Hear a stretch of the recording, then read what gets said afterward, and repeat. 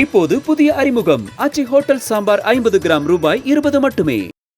புதுச்சேரியை அடுத்த சொல்லிப்பட்டு படுகை அணையில் வெள்ளம் ஆர்ப்பரித்து செல்லும் நிலையில் சேதமடைந்த அணையை சரி செய்து தராததால் தண்ணீர் வீணாக கடலுக்கு செல்வதாக விவசாயிகள் குற்றம் சாட்டினர். இது தொடர்பான விவரங்களோடு இணைகிறார் செய்தியாளர் கிருஷ்ணா. அவரிடம் பேசலாம். கிருஷ்ணா, இது தொடர்பாக விவசாயிகள் கூறுவதென்ன? புதுச்சேரியில் வெள்ள புயல் காரணமாக புதுச்சேரி முழுவதும் விளக்காக சொல்லியிருந்தது. தற்பொழுது வீடு கட்டுற நிலையில் புதுச்சேரி கிராம பகுதிகளில் இருக்கக்கூடிய பகுதிகள் அனைத்துமே பாதிக்கப்பட்டிருக்கிறது.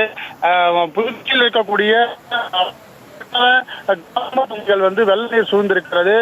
அதே போல இந்த வெள்ள நீர் சூழ்ந்த சங்கராபரணி ஆற்று வழியாக புதுச்சேரியை நோக்கி இந்த தண்ணீரானது கடலில் கலக்கக்கூடிய சூழல் இருக்கிறது. இதனால் புதுச்சேரியில் சங்கராபரணி ஆறை ஒட்டிருக்கக்கூடிய அனைத்து கிராம பகுதிகளிலும் வெள்ள நீர் உள்ள சூழ்ந்திருக்கிறது. அங்க பகுதியில் இருக்கக்கூடிய அனைவரும் கடுமையாக பாதிக்கப்பட்டிருக்கிறார்கள். இந்த செல்லிப்பட்டு பகுதியில் இருக்கக்கூடிய இந்த படுகணை கிட்டத்தட்ட 20 ஆண்டுகளுக்கு மேலாக கட்டித்தர வேண்டும் என பல்வேறு தரப்பிடம் கோரிக்கை வைத்திருக்கிறார்கள்.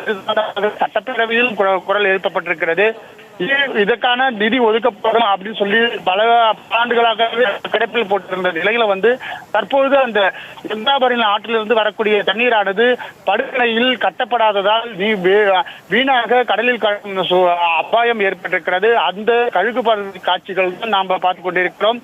அந்த செல்லிப்பட்டு பாலத்திலிருந்து ஒரு 1 கிலோமீட்டர் தூரத்தில் தான் இந்த படுகணை இருக்கிறது. அந்த படுகணை கட்டப்பட்டதால் விவசாய விளைநிலங்களுக்கு மிகுந்த பாதுகாப்பாக இருக்கும். விவசாயம் செழிப்பாக இருப்பதற்கான அந்த தண்ணீர் விவசாயிகள் செய்திருப்பார்கள். இப்ப அனைத்துமே முழுமையாக தண்ணீர் நிற்காத அளவிற்கு அனைத்துமே கடலில் சூழலானது ஏற்பட்டிருக்கிறது.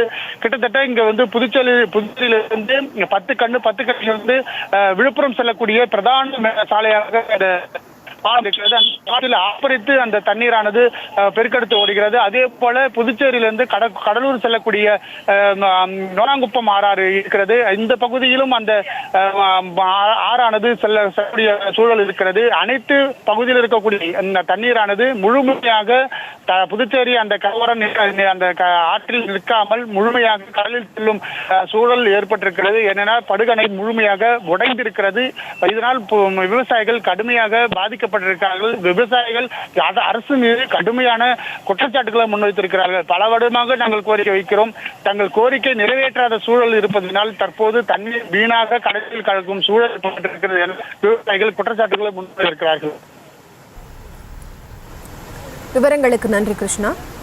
இப்போது புதிய அறிமுகம் ஆச்சி ஹோட்டல் சாம்பார் 50 கிராம் ரூபாய் 20 மட்டுமே.